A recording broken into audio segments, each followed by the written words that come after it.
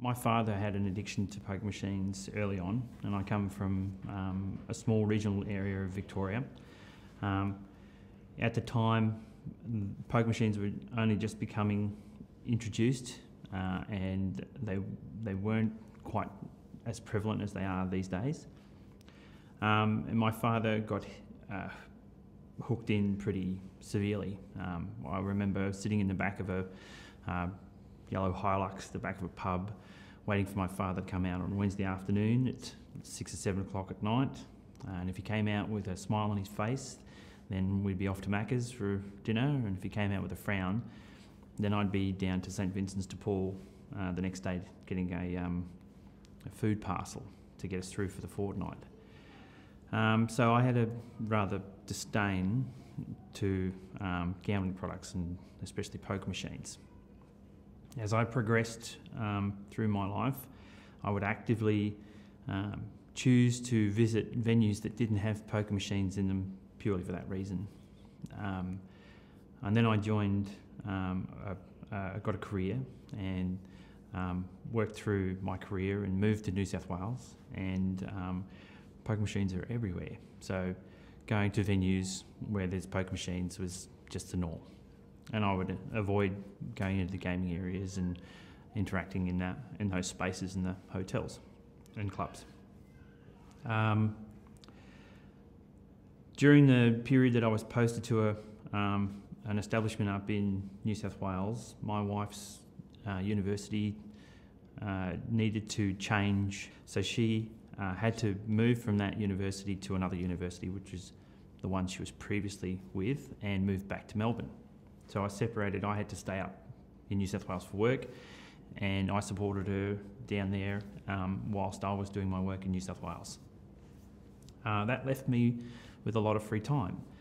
I was living with a lot of my friends, and we decided we were going to try and find some entertainment for ourselves. And one of the big things that was going on at the time was Texas Hold'em poker. So we went to the Texas Hold'em poker venues and registered, and in the period during registration, there's an hour between when you register and when the game starts. And in that time, we decided to have a meal, have a beer, and play the poker machines. I'd not played poker machines before, so it was new. So I thought, oh well, we'll give it a shot. And I had what I call my heroin moment. I put $10 in a machine, and I was only playing minimum bets, and all of a sudden the machine started to make a lot of noise, and I won about $450 off a $10 bet. And I thought that was just unbelievable. That was my beginning down my road to addiction. So we kept on going to Texas Hold'em, and I started going to Texas Hold'em by myself, and then I started going to venues not to play Texas Hold'em but to play the poker machines instead of going to the Texas Hold'em. And then the denomination started to increase, so I'd stay longer and longer and put more and more money through the machines. Sometimes I win, sometimes I lose. Most often I'd lose. And that started the sort of repetitive action that carried on for a while. I was lucky. I got another job that required me to go to Western Australia for a period, and of course in Western Australia there's no poker machines, so I had a break from playing the pokies, saved up a lot of money, went overseas for a bit, came back. When I came back, I moved to King's Cross, or Potts Point. So whilst I was living in Potts Point, of course I had access to a lot of venues, much bigger venues, and a lot of them. And I had to go past them on my way to work and on my way home from work. So my cycle of addiction sort of escalated. Whereas when I was living in the South Coast, it was long distance between where I was living and where the clubs were, so it was an active process to get in the car and go down to the pubs and what have you, whereas when I was living in Potts Point, they're everywhere, they're right next to you. So my gambling addiction that I thought I had control of escalated, and I was spending a lot of time in venues at late periods of the night and spending significant amounts of money.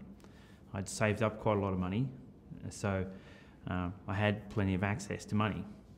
So I'd go into venues and I'd put $1,000 through a machine, and I'd go to ATM and take another $1,000 out, and I was juggling credit cards. And then at midnight, if I'd gone through that money, I'd go back to the ATM at midnight because I knew I could get another $1,000 out of the machine. So, and that sort of cycle repeated itself for a period of time. And again, I was lucky. I got a period where I was sent away for a stint and went overseas for a bit, came back, again saved up a fair bit of money. But this time I moved back to the South Coast. I remember that period in King's Cross when I was living in Potts Point, where I'd come out of the venues sometimes and I would just be nauseous from the experience, because you'd have to leave at like 3 o'clock in the morning when they close, or you'd run out of money, and you'd drop that last dollar in the machine, and you had no more access to money. You had just lost all the money you put through the machines. It could be like $3,000 or more, and you have to walk home, the walk of shame, or the stagger home, hungover from playing poker machines. So sometimes I wouldn't even drink, and it'd just be sickening. It would be like vertigo. You'd have like your head would be spinning and you'd feel nauseous, like you wanted to vomit. So anyway, my wife and kids moved up to the South Coast, and we moved into a beautiful house on the South Coast, and I thought I had it under control. My wife was there to support me. I had my kids. I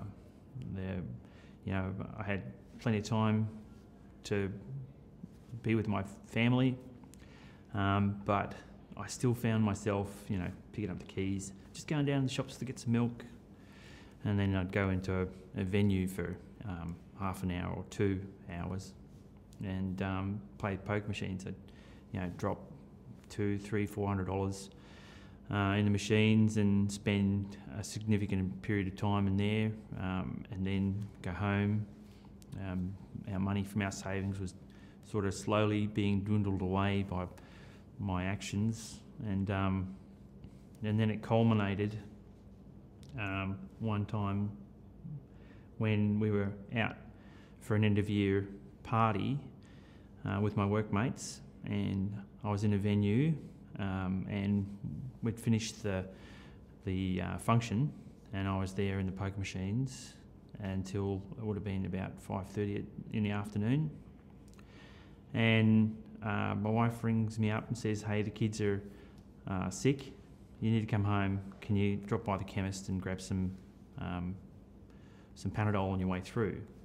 And living in a regional area, chemists are not open very late. So if you don't get to the chemist by 6 o'clock, it's a very long drive to get to the next chemist, or you're out of luck. You just have to wait till tomorrow. So I'm there, and no worries. I'll go down, grab the Panadol. I'll see you in about half an hour. No worries. So half an hour rolls on. It would have been about 6:15, and she rings up again and says, "Where are you? The kids are sick. I need the Panadol." And I said, "Oh, I'm still at the pub." And she's like, "Well, don't bother coming home." And that was it. I dissolved the trust in my relationship. So that was my crisis point. I needed to do something, and so I went down to my father's place and tried to get my head straight and figure out what I needed to do. And my father supported me. He helped me out by trying to seek other avenues of support. We went to Gamblers Anonymous. We tried going to see some counsellors and a doctor.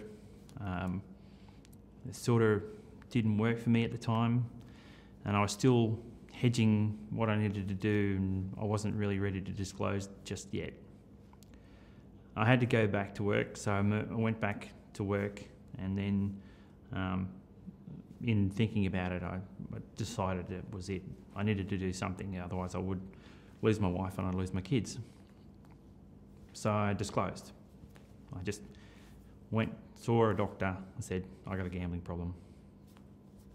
And he referred me to a psychologist, and the psychologist luckily had information about a specialist gambling counsellor who knew a lot about the issue, and I got help from the gambling counsellor.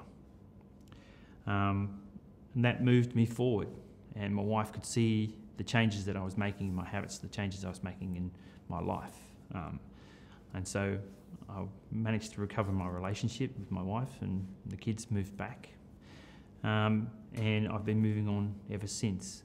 And I'm still in recovery. I'm still consider myself as being in recovery.